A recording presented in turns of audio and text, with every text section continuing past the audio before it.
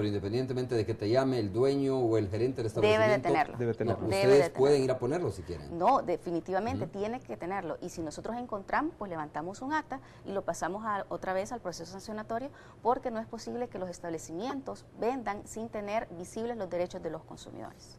¿Y se verifica esto, Mauricio? Sí, se verifica. Incluso actualmente Te pongo un ejemplo, ¿no? Sencillo. En este momento voy a 2 supermercados de aquí, yo te aseguro que no veo visiblemente esa ley, esa parte de la ley. No veo visiblemente ese mandato de la ley. A eso me refiero. Es decir, quizás en la puerta principal de entrada, ¿no? De este tamaño, una cuestión así, y es una idea que puede funcionar muy bien, poner precisamente en letra bastante grandecita los derechos del consumidor. Sí. No la fotocopia que digo que es más o menos del tamaño de esta página. La fotocopia de la ley. Claro, y que se coloca ahí detrás de donde está el señor que está haciendo las fotocopias, etcétera, ¿no? O sea, que no es visible realmente. No, y de hecho también existe dentro de la Defensoría un proyecto que se llama las Cartas de Derecho, y que en algunos casos hemos trabajado con, por ejemplo, con los hospitales, se han hecho muchas cartas de derecho en los hospitales, donde ellos se comprometen a cumplir con los derechos de los consumidores. Y estos derechos están en forma visible, y esos sí son muchísimo más grandes, son prácticamente del tamaño de una persona, pero que es un proyecto que vamos realizando poco a poco. Y de esa manera queremos ir avanzando para que todos los establecimientos tengan esos derechos de forma más visibles a los consumidores, pero más que todo, más que tenerlo visible, es que se comprometan realmente a cumplirlos, porque de nada me sirve como consumidor que yo vea mis derechos, pero que a la hora de poder comprar en ese establecimiento no me los estén cumpliendo. Lo que pasa, pero si conozco el derecho, entonces lo puedo exigir, pero si no lo conozco, entonces es difícil que lo exija, ¿no? Que ahí volvemos otra vez a la parte de educación, que también trabajamos con los consumidores para que ellos vayan conociendo más de sus derechos y que de esa manera los puedan exigir. Porque si en ese rotafolio que te digo está claramente bien escrito en letra grande que el consumidor tiene derecho a que se le cambie el producto o que se le devuelva la plata, en todo caso, no sé cuál es qué se aplica. Obviamente la gente cuando entra ya va empoderada de eso, claro, va recordando eso, pero si entra, va más preocupada por encontrar el producto e irse rápido, o sea, simple y sencillamente no va a hacer valer su derecho y no va a andar buscando la fotocopia pequeñita esa que te digo, ¿no? Y en este proyecto, por ejemplo, de Cartas de Derecho, también es importante comentarles que es indispensable la participación ciudadana. Y en ese sentido nosotros hemos hecho un convenio ya con las universidades que estamos transfiriéndole lo que es el seguimiento a estas cartas de derecho, porque como mencioné anteriormente, no es lo mismo solo tenerlos visibles que realmente verificar que se estén cumpliendo esos derechos. Incluso aquí hay otros derechos que el mismo establecimiento puede establecerse que no estén dentro de la ley. Por ejemplo, tiempos de atención a los consumidores. Yo como proveedor me comprometo a atender a los consumidores en lo máximo de tantos minutos. Y el propósito de transferirle a las universidades todo este proyecto es para que con estudiantes vayan haciendo como un examen o una verificación de cómo esos derechos se van cumpliendo y que de esa manera vayan retroalimentando al proveedor. Pero aquí es bien importante que también los proveedores tomen conciencia de que realmente el cumplimiento de los derechos de los consumidores no es una carga más, o sea, realmente el cumplimiento de los derechos de los consumidores es atraer a más clientes, es algo constructivo que a la larga o en el largo plazo le viene a dar un beneficio incluso económico porque le genera más fidelidad de parte de los consumidores. Entonces es parte de este crecimiento, es parte de este cambio de cultura de consumo que como Defensoría vamos creando y vamos haciendo, empujándolo poco a poco. Todavía hay mucho que hacer, pero creemos que hemos avanzado bastante. Bueno, hacemos de nuevo una pausa comercial, regresamos en breve. Mauricio, tu colega Mauricio Aparicio pregunta, dice, un saludo cordial para ustedes y mi comentario es, si bien el programa de la Defensoría del Consumidor es bien intencionado, creo que se queda corto. Mi pregunta es, ¿qué pasa con los productos vencidos encontrados? ¿Son estos decomisados para evidencia? ¿Son destruidos o qué? Segundo, ¿por qué los establecimientos infractores no son denunciados públicamente y se publican sus nombres? No sé si tú, Mauricio, puedes responder eso.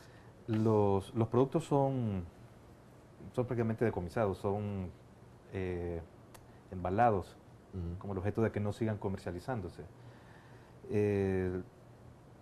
Esa es como una medida cautelar. La Defensoría puede dictar medidas cautelares y consiste precisamente en eso, en evitar que ese producto que se ha encontrado como vencido continúe comercializándose. Con relación a la publicación de los nombres de establecimientos, esto es posible cuando ya una vez el tribunal sancionador ha impuesto la sanción y la resolución ha quedado firme.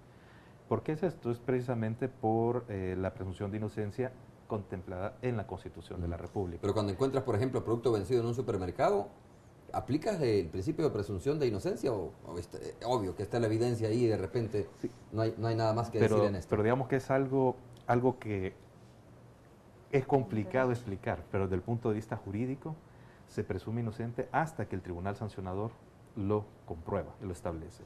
En ese momento es que ya se puede hacer público los nombres ya con certeza, y es un proyecto en el cual estamos trabajando en este momento, porque sí, la Defensoría tiene que hacer públicas las resoluciones que emite su tribunal. Entonces ya se está levantando una base de datos bastante considerable para dar esta información. Por ejemplo, bueno, no es la primera vez que desarrollan el plan Guardianes del Consumidor. ¿Qué pasa con aquellos establecimientos que hace 2 años, Leili, o 3 años, quedó claramente establecido que violaron la ley?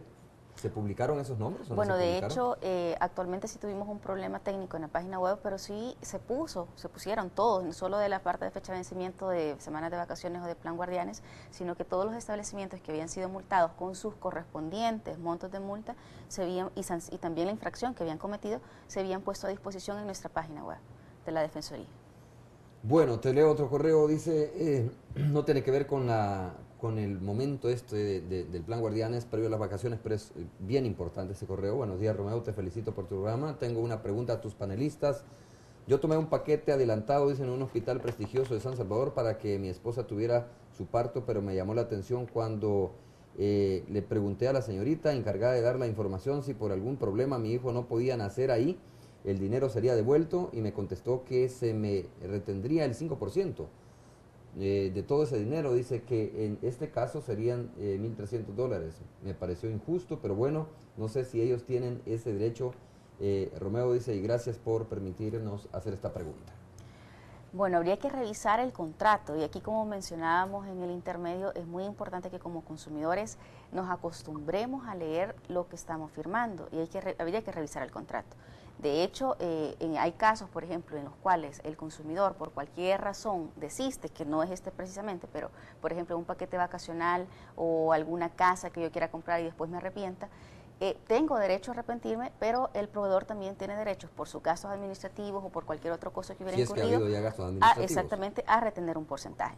Por supuesto que si el proveedor dice, no, yo no lo quiero entregar ese dinero, yo lo ocupé, ahí podemos poner la denuncia dentro de la Defensoría, y el tribunal sancionador será quien dictamine la responsabilidad que tiene el proveedor. Ahora, ¿la ley le da derecho al proveedor del servicio a retener este porcentaje por gastos administrativos? Sí, sí, exactamente. ¿Y de cuánto es el porcentaje? Es el porcentaje, si no me mal recuerdo, es del 12%. El 12%. Al máximo del 12%, máximo, no necesariamente el 12%. Pero esto, como menciono, es solamente en casos en los cuales yo he pactado o que he tenido ya un contrato con el proveedor y que por cualquier causa no adjudicable al proveedor, sino que causa mía, yo me quiero retirar. Si la causa es adjudicable al proveedor, ahí es diferente.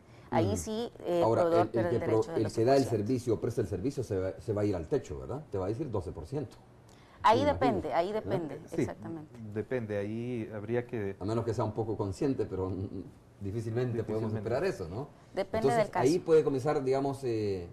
Bueno, de hecho, en algunos casos, dentro de los procesos sancionatorios, conciliatorios que llevamos en la Defensoría, el proveedor retiene, pero no ha retenido el 12%. Y yo he conocido personalmente de casos que ha sido y que no ha sido el 12% el que han retenido. Bueno, a ver, Joel Barrera dice, buenos días, es común que ahora, dice, casi todos los restaurantes en las playas ponen un menú con un precio, y luego cuando uno ya comió y le pide la cuenta, dice, le cobran la propina del 10%. ¿Es eso legal o un abuso? También me parece, o me pasó en un lugar, dice, que vende mariscos frente al Club Tecleño, aquí en Santa Tecla, que me pasaría, o qué pasaría, dice, si al no estar la propina incluida en el precio, yo no quiero pagarla, por ejemplo. La propina puede no estar incluida y el proveedor puede cobrarla, tiene derecho a cobrarla, siempre y cuando en el menú establezca que va a cobrar sobre los precios cierto porcentaje de propina. De lo contrario, yo como consumidor tengo derecho a exigir que no voy a pagar propina, porque en ningún caso se me informó antes de comprar el producto de que tenía que pagar un porcentaje adicional.